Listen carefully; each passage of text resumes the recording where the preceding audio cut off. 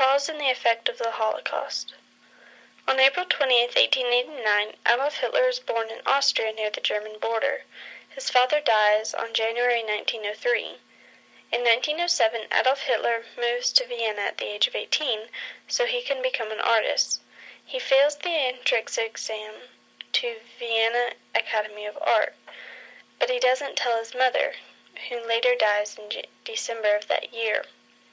From ages 20 to 24, Hitler lives in a homeless shelter and decides to sell his paintings as a living.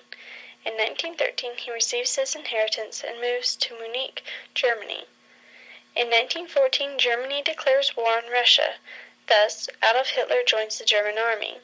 By the end of the World War I, Hitler earned 2 medals for bravery. In 1919, Hitler was working as a spy for an army organization, checking up on local political groups. In September, he found one he liked and soon became the leader of the National Socialist Meeting. In July 1932, Hitler had enough support to run for president. By this time, he had developed very strong opinions against the Jews and other people groups.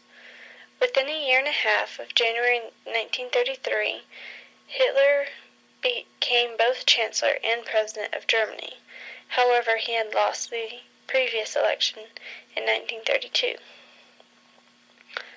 The former president had died. That's why he was able to become what he called a Führer, which is German for leader, and that was what he called his title.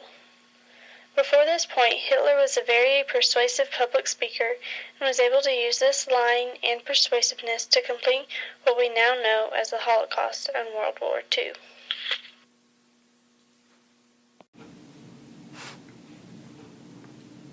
Even though the Holocaust took place during World War II, the events that occurred still affect us today. The Holocaust had both positive and negative effects, most negative effects being immediately after, and most positive effects being long-term.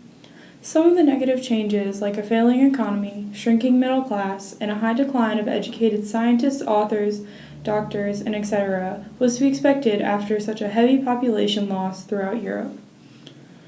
After the terrible outcome of Hitler's so-called political reform, there have been very little attempts at trying to reform the government since then. A bittersweet effect that was both good and bad was the lack of protection offered to the Jewish people.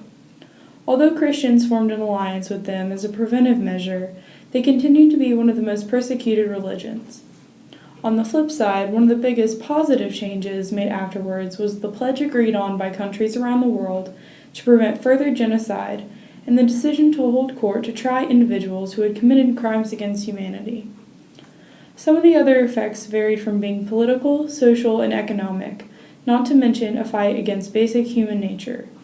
Human nature played a huge role in the Holocaust, causing people to question if they were better than others, enough so that they attempted, and nearly succeeded, to wipe an entire race and religion off the map. More impacts included a drastic increase in human rights, and the need for consent for medical experiments on patients. These might seem like everyday things now since we've grown accustomed to them, but at the time they were considered self-explanatory until they were taken away. The chain of events set in motion by the Holocaust is too numerous to name, and there's no doubt the Holocaust was a horrific event in our world's history, but thankfully some good has come out of it in our ability to learn.